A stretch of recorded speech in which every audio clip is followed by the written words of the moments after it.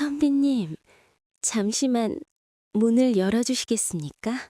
이 깊은 밤에 누군데 서당문을 두드리는 것이오? 지나가는 길손이온데 선비님의 등불이 너무나 따뜻하여 그만 발걸음을 멈추었습니다. 부디 선비님, 실례가 안 된다면 저기 문 앞에 놓인 낡은 집신 한 짝을 제게 주실 수 있을까요? 집신 말이오? 다 달아버려 구멍이 숭숭 난 이 미천한 것을 가져가서 어디에 쓰시려고? 매일 밤 서당문을 두드리는 절세미인. 그녀가 원하는 것은 오직 선비의 낡은 집신 한 짝이었습니다. 과거길에서 만난 작은 인연이 기적이 되어 돌아온 이야기. 솜사탕처럼 하얀 아기 여우의 진심이 담긴 보은의 기록. 지금 그 첫 문장을 엽니다. 옛날, 아주 먼 옛날, 구름도 쉬어가고 바람도 길을 잃는다는 어느 깊은 산골에 한 선비가 살고 있었습니다. 그의 이름은 이생. 집안은 가난하여 입은 옷은 여기저기 기운 자국이 가득했지만 그의 눈매만큼은 서늘한 가을 달빛처럼 맑고 기계가 넘쳤습니다. 어느덧 해가 길어지고 산새들이 지저귀는 봄날이었습니다. 이생은 수년간 닦아온 글 공부를 시험하기 위해 한양으로 향하는 과거길에 올랐습니다. 등에는 낡은 보찜 하나를 메고 발에는 짚으로 엉성하게 엮은 집신 한 켤레를 신은 채였지요. 허허, 산새가 참으로 수려하구나. 이 험한 고개를 넘어야 한양 땅을 밟을 수 있겠지. 이생은 땀을 닦으며 가파른 고갯길을 올랐습니다. 그런데 고갯마루를 지날 무렵 어디선가 가냘프고도 애처로운 울음소리가 들려왔습니다. 낑낑낑. 강아지도 아닌 것이 그렇다고 산짐승의 사나운 울음도 아닌 마치 어린아이의 흐느낌 같은 소리였습니다. 이생은 발걸음을 멈추고 주위를 살폈습니다. 소리는 길가 우거진 가시덤불 속에서 새어나오고 있었습니다. 조심스레 풀숲을 헤치고 다가간 이생의 눈앞에 믿기지 않는 광경이 펼쳐졌습니다.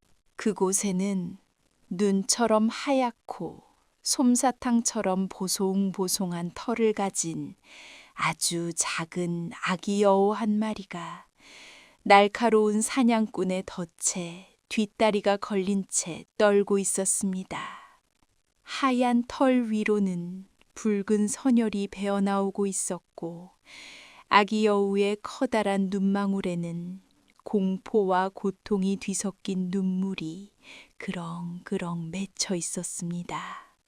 이생은 가슴이 미어지는 것 같았습니다. 평소 작은 미물 하나도 소중히 여기던 성품이었기에 그는 망설임 없이 여우에게 다가갔습니다. 가엾기도 해라. 이 작은 몸으로 얼마나 고통스러웠겠느냐. 아기 여우는 낯선 사람의 등장에 겁을 집어먹고 몸을 잔뜩 움츠렸습니다. 하지만 이생은 서두르지 않았습니다. 그는 아주 낮은 목소리로 속삭였습니다. 아가야, 겁내지 마라. 나는 너를 해치러 온 것이 아니란다. 자, 이 무서운 쇳덩이를 풀어줄 테니 가만히 있어 보렴. 이생은 조심스럽게 손을 뻗 날카로운 덫에 아귀를 벌렸습니다. 무거운 쇠붙이가 선비의 손등을 긁어 피가 났지만 그는 눈 하나 깜빡하지 않았습니다. 마침내 툭 하는 소리와 함께 덫이 풀리자 이생은 자신의 깨끗한 속적삼 자락을 찢어 여우의 상처난 다리를 정성껏 감싸주었습니다. 자, 이제 되었단다. 어서 내 어미에게 가거라. 다시는 이런 무서운 곳에 발을 들이지 말고. 선비의 따뜻한 손길이 닿자 아기 여우는 마법처럼 울음을 그쳤습니다. 그리고는 솜사탕 같은 꼬리를 살랑거리며 숲으로 사라지는가 싶더니 몇 걸음 가지 못하고 다시 뒤를 돌아 이생을 오랫동안 바라보았습니다. 마치 이 친절한 선비의 얼굴을 가슴 깊이 새기기라도 하려는 듯 말입니다. 하지만 세상 일은 이생의 착한 마음씨처럼 그리 쉽게 풀리지 않았습니다. 한양에 도착해 치른 과거 시험에서 이생은 그만 낙방의 고배를 마시고 말았습니다. 그의 문장은 훌륭했으나 당대의 세도가들에게 줄을 대지 못한 가난한 선비에게 합격의 문턱은 너무나 높았습니다. 고향으로 돌아온 이생은 실망하지 않고 마을 외딴 곳에 작은 서당을 짓고 다시 책을 펴들었습니다. 내 공부가 아직 부족한 탓이다. 탓할 것은 오직 나의 게으름뿐이니 다시 처음부터 시작하자. 그날부터 이생의 독공이 시작되었습니다. 산속의 밤은 유난히 길고 차가웠습니다. 기름값이 아까워 달빛 아래서 글을 읽고 종이가 부족해 바닥에 나뭇가지로 글을 쓰며 밤을 지새웠습니다. 세월은 덧없이 흘러 3년이 지났습니다. 이생은 그 사이 더 수척해졌고 그가 신던 줍씨는 산길을 오가고 서당 바닥을 비비느라 매일같이 닳아 없어졌습니다. 돈이 없어 새 신을 살 처지가 못 되었던 그는 구멍난 집신을 헝겊으로 덧대어 신으며 공부에 매진했습니다. 그러던 어느 눈 내리는 겨울밤이었습니다. 사방은 고요하고 대지는 하얀 눈으로 덮여 정막만이 감돌던 그때 서당의 낡은 살인문 밖에서 조심스러운 발소리가 들려왔습니다. 뽀드득 뽀드득 누군가 눈길을 밟아 다가오는 소리였습니다. 이생은 고개를 들었습니다. 이 깊은 산중에 이 밤에 누가 나를 찾아온단 말인가. 그때였습니다. 문 밖에서 맑고 고운 마치 옥쟁반의 옥굿을 굴러가는 듯한 여인의 목소리가 들려왔습니다. 선비님, 잠시 실례해도 되겠습니까? 이생은 떨리는 손으로 문고리를 잡았습니다. 끼익 소리를 내며 열린 문틈 사이로 차가운 겨울바람보다 더 시린 여인의 아름다움이 밀려 들어왔습니다. 이 야심한 시각에 어찌하여 여인 혼자 이 깊은 산속을 헤매고 계신 것이오? 여인은 눈가에 맺힌 이슬 같은 눈물을 훔치며 입을 열었습니다. 선비님의 글 읽는 소리가 너무나 맑아 길을 잃은 줄도 모르고 그 소리를 따라왔습니다. 마치 제 어두운 마음에 등불이 켜지는 것 같았거든요. 이생은 당황하며 방 안으로 안내했습니다. 좁은 방 안에는 낡은 책 몇 권과 가물거리는 등잔불 뿐이었지요. 여인은 방구석에 놓인 이생의 낡은 집신을 한참 동안 말없이 바라보았습니다. 선비님, 참으로 고된 길을 걸어오셨군요. 고되다뇨. 그저 배우고자 하는 욕심에 발품을 좀 판 것뿐이요. 아니요, 선비님.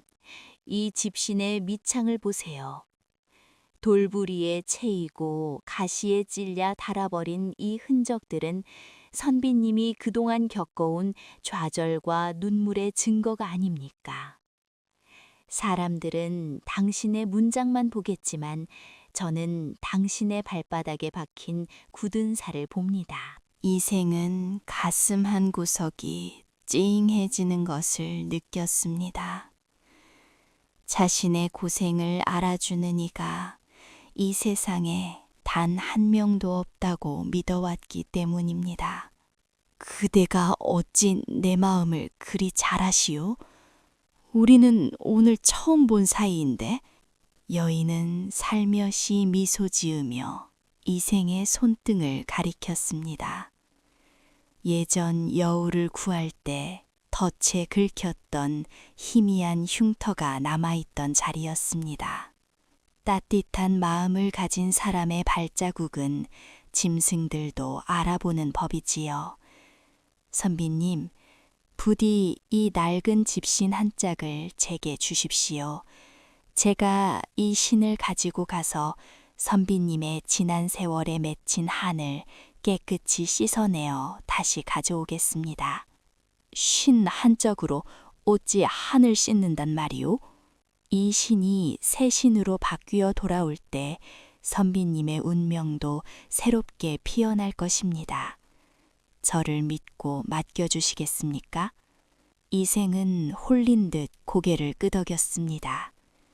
여인은 소중한 아이를 안듯 낡은 집신을 가슴에 품고 밤안개 속으로 사뿐사뿐 사라졌습니다.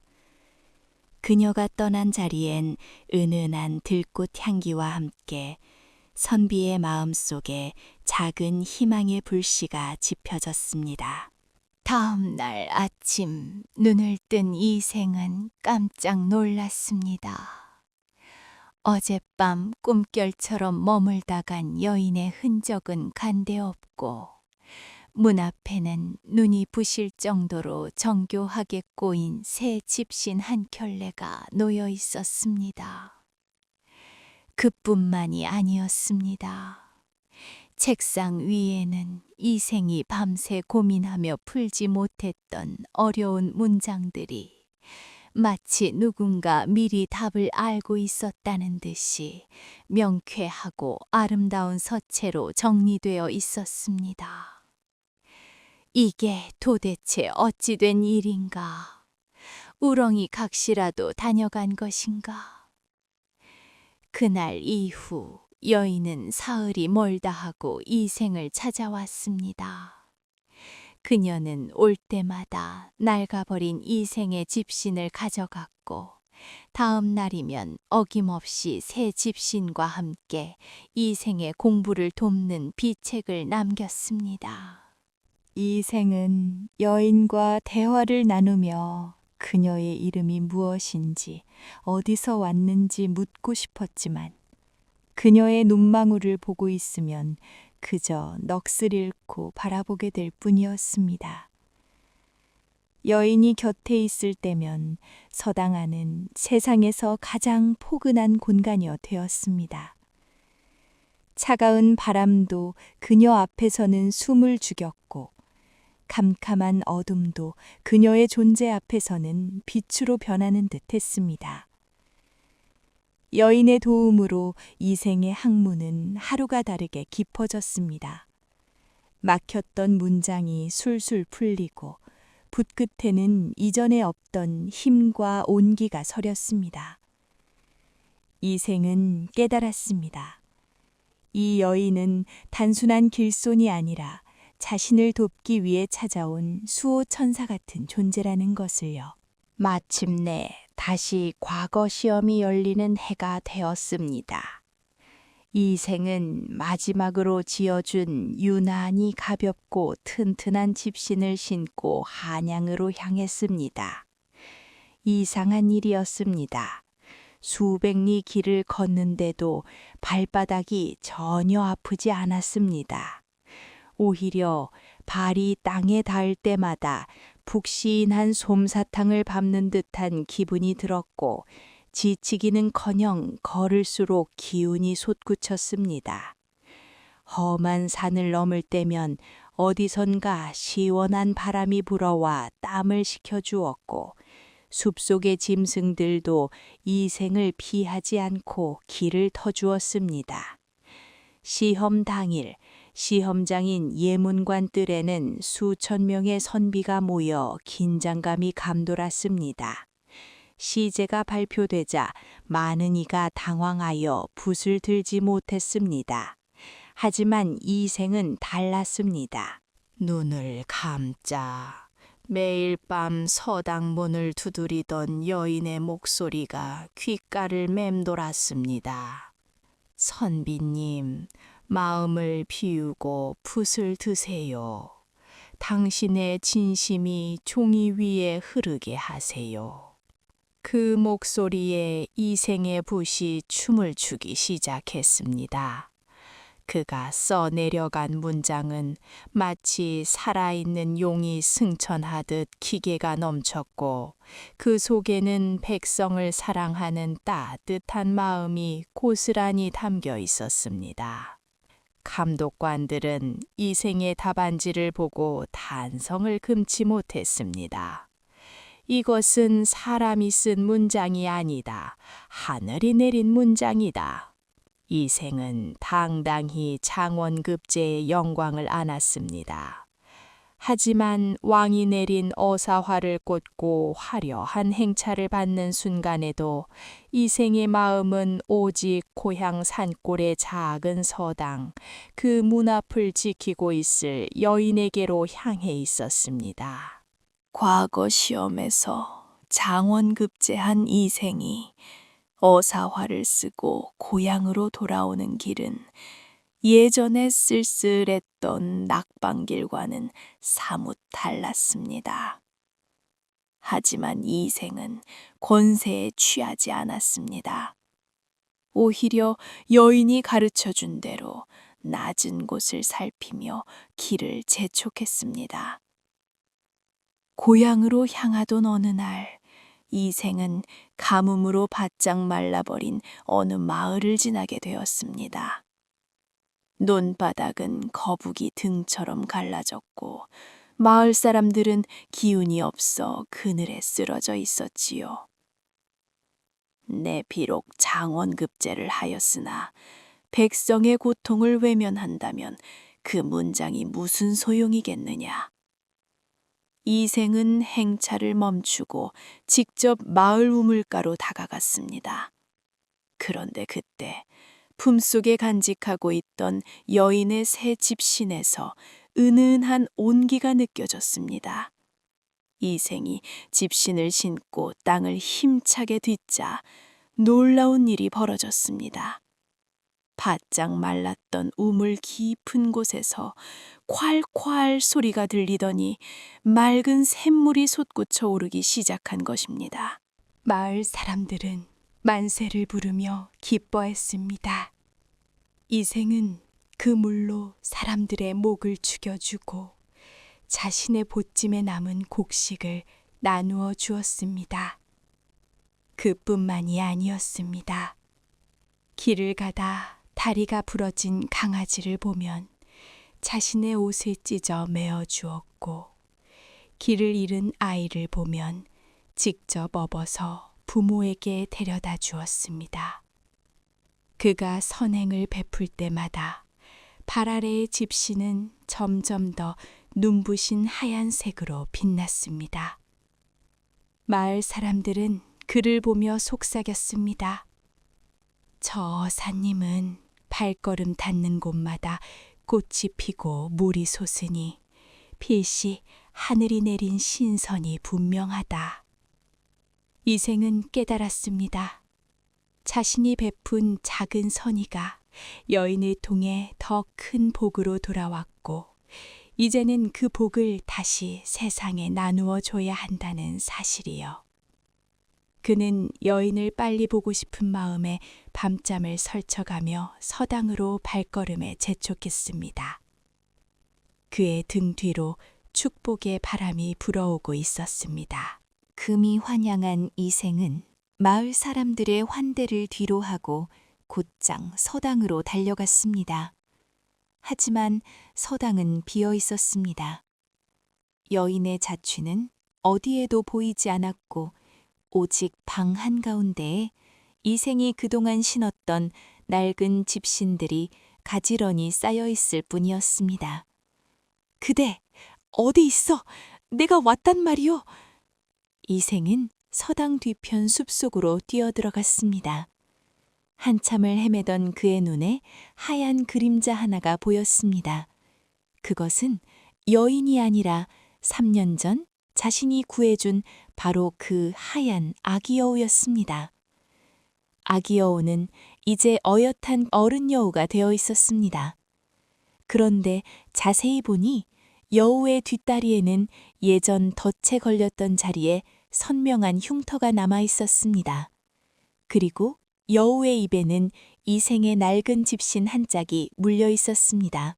여우와 눈이 마주친 순간 눈부신 빛이 쏟아지더니 여우의 모습이 서서히 여인으로 변해갔습니다.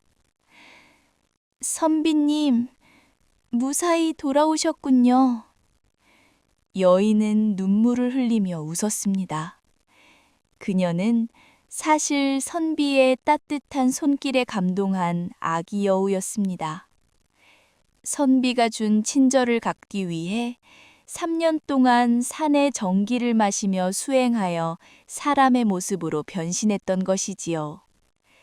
선비가 잠든 사이 집신을 삼고 공부를 도왔던 것도 모두 그녀의 진심이었습니다.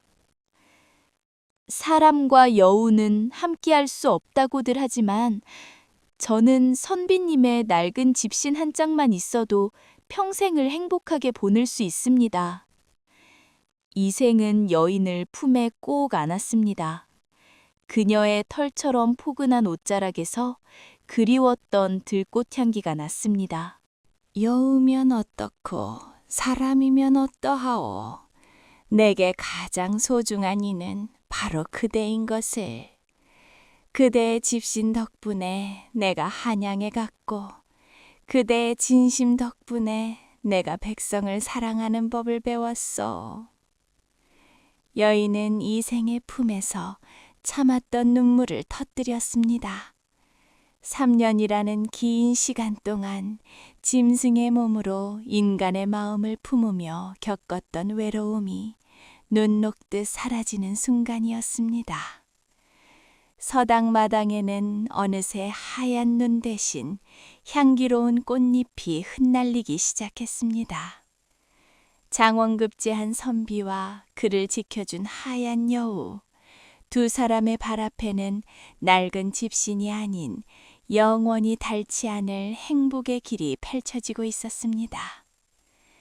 지극한 보호는 이처럼 보이지 않는 곳에서 묵묵히 신을 삼는 마음과 같습니다. 오늘 밤 여러분의 마음 속에도 누군가를 위한 따뜻한 집신 한 켤레가 놓여 있기를 바랍니다.